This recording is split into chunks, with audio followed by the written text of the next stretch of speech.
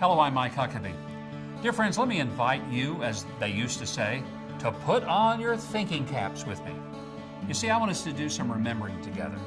Because if you're a citizen of the United States, some of what I'm thinking about is going to sound like a remedial civics class. But I think that's okay. I mean, don't we all need some refresher courses once in a while? And if you're a friend from another country, let me just say I'm glad that you're watching this, and I'd love to get your reaction. You can send me a note by way of godfruits.com and then post this message on your Facebook and email it to your friends. But why am I taking the time to do this? Because I think it's important. It's even crucial to call Americans to their roots. We really are such a blessed country, and I think it's easy to forget from whence we came. You see, our way of life is no accident. Remember, our founding fathers left their homes and their identities, and they did that to seek a society of meritocracy rather than aristocracy. What they created was a bold experiment in government that was built on the unshakable belief that God gave His children unalienable rights. Now that means rights that are so basic as to be part of human nature.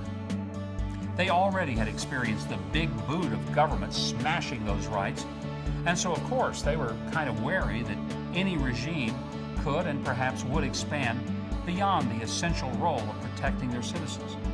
So fearful were they, in fact, that even after crafting our magnificent Constitution, the Founding Fathers decided we needed even more protections.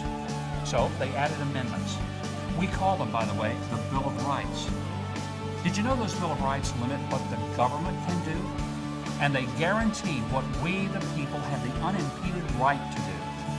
Many of our founders died to secure for you and me our rights. That's right, our right to speak or to assemble, to worship, to pray, to bear arms, to publish, even to refuse intrusions into our home. In other words, they give everyone who is a citizen of the United States hope. Hope that we have the liberty to run our own lives and to enjoy the fruit of our own labor and be safe in our own communities. Hope that we can be the people that God created each of us to be. Doesn't it make sense to remind ourselves of these extraordinary rights that, well, let's face it, we sometimes just take for granted? It's my belief that the United States is a unique nation in the history of humankind. We are a nation of free and hopeful people. Oh yeah, we've got our challenges, but we also have the will and the creativity and the liberty to tackle all of those challenges. How fortunate we are as Americans?